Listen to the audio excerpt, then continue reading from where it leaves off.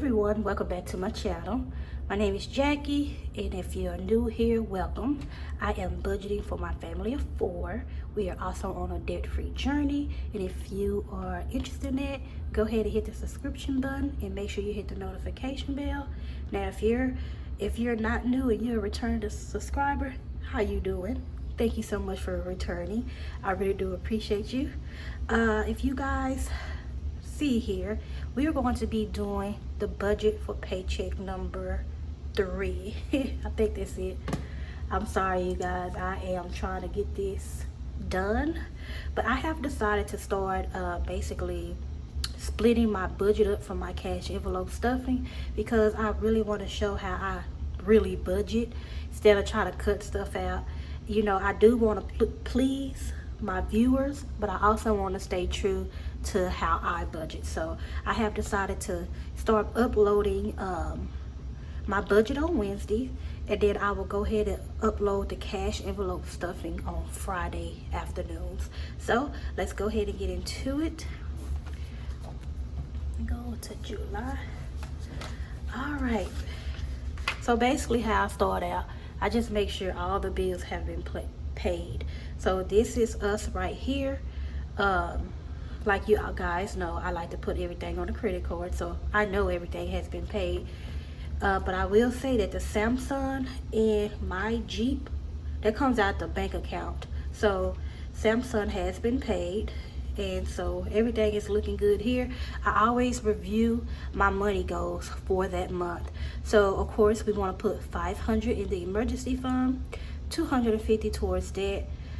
When it comes to sinking funds, I like to focus on the sinking funds that are needed at that time in that month, if that makes sense. So the car maintenance, we need $180 in there this month. Christmas needs $125. Back to school needs $200. We are also wanting to save for our rent house, and we want to save for our 5th anniversary, which is next month. So we got a lot of stuff going on for the month of July, and the reason why we have so much stuff and try to cram it in, because last month in June, you know, we depleted all our sinking funds. So this is just a way to basically try to catch up. So I have Christmas crossed out and back to school. So what I did, I had to reallocate the money from my last budget. I'm gonna show you right here. Let's see here. Home. So I had put $120 in home on the last budget, but after reviewing it and reviewing my money goals, these are more important than saving for that. So I had to reallocate that to Christmas and back to school, which we were able to basically fund Christmas for the month, and we was basically able to fund back to school. So I don't have to put any money in those 2 sinking funds. So the only sinking funds that I'm going to try to work on this week is car maintenance.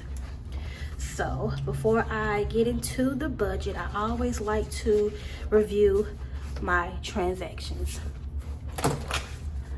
So I guess we can call this the check-in. So as you can see, I have check marks on my red highlighted unbudgeted. So we did have some unbudgeted expenses this week. We actually went over in groceries. We spent $19.94. Eat out, we did $9.29. We also did groceries for $10.96, but I ended up putting that money on my Cash App, my husband's Cash App card. So I'm classifying that as grocery. And also too, I like to keep up with our credit card, what we putting on our credit card for that week.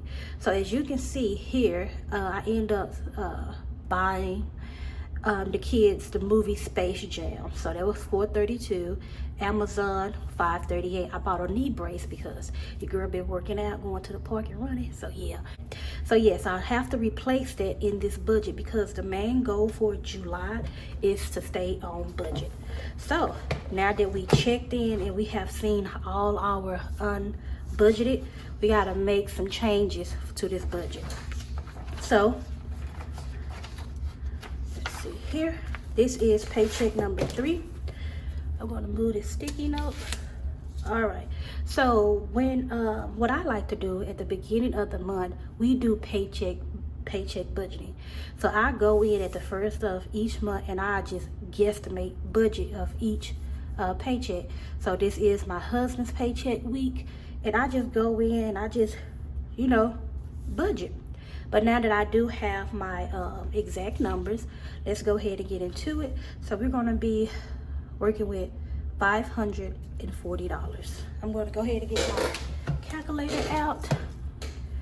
Alrighty, so $540, we're gonna go ahead and pay $75.92 for Reliant, $9.73 for Netflix, so that is $85.65.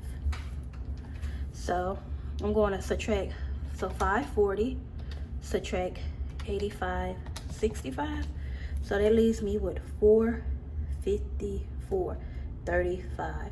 But of course I'm gonna leave that cents where it's at. So I have $454. Now here we go, we have to start making some changes. So since you've seen the sorry that I'm going back and forth, the unexpected, the unbudgeted. So this was me. I have to take that out my spending money at $538. My husband also did some spending on his Discover card. He did some eating out, which is $10. So I have to make sure that we are staying on budget. Now you may be asking, I'm sorry I'm going through all this so fast, but Jackie, what's up with all that? Like, you see that rollover balance came in from June. So I'm going to try to take care of that at the end of the month, because hopefully we'll have some extra money. But I'm just going to focus on these two right here, which is $10. All right, so now instead of me and my husband getting $40 a week for spending, it actually went down to $25. All right, the kids, since I bought them some McDonald's and we also rented the movie Space Jam, instead of their money being $30 for the week, it's going to $16. Yes, this is how I'm trying to stay on budget. So if we go off budget, I have to find that money somewhere. So this is what I'm doing. I'm taking it from this new week, if that makes sense. So we went over in groceries last week. So instead of getting 100, we're going to go ahead and do 80. Household is not going to get anything because we did go over, so that's 0. Gas is going to stay the same, which is 65. Dining out, nothing. I should budget $30 because I am noticing that we are, but I'm trying to be strict on that, so I'm not going to do anything for that. And beauty is not going to get anything. So we have $25, 16, 80, and 65. So our cash envelopes are coming in at 186. So 454 subtract 186. That leaves us with $268. So I'm going to go ahead and get up to here, which is the sinking funds. So as you can see, Christmas and back to school has already been funded. I want to go ahead and work on car maintenance. And so I'm telling myself I need $115 to fund car maintenance for this month. So that's what I'm going to go ahead and do. So I'm going to bring that 268 up here, and I'm going to go ahead and do 115 for car maintenance. And 115. So 268 subtract 115, that leaves me with $153. So I'm gonna go ahead and bring this here, 153, and I'm gonna put a little extra debt towards Jeep today. So we're gonna go ahead and do $53. So $53 for extra debt, that leaves us with $100. I'm going to go ahead and bring this $100 to extra savings, which is our emergency fund. And so $100 is going to emergency fund. All right, and that is our zero-based budget. So I hope you guys understand what I was trying to do. Basically, if my family go over on any category, I'm going to replace it with this. So thank God that we are good on groceries. $80 should be good enough. The kids, they're good with whatever they need. Alana is stocked up on her diapers and wipes, and so that should be enough. If anything, I'm gonna try to hold on to a little $16 for the week. But this is the budget for paycheck number 3. I really do appreciate you guys for tuning into this video. As always, I hope you guys enjoyed this video. If you did, be sure to leave it down in the comments below. You guys know I like to talk to y'all. And also, if you haven't already, go ahead and give this video a thumbs up and subscribe to the channel. I will see you guys in my next video, which is the cash envelope stuffing for this budget on Friday afternoon. Bye bye. Y'all have a blessed day.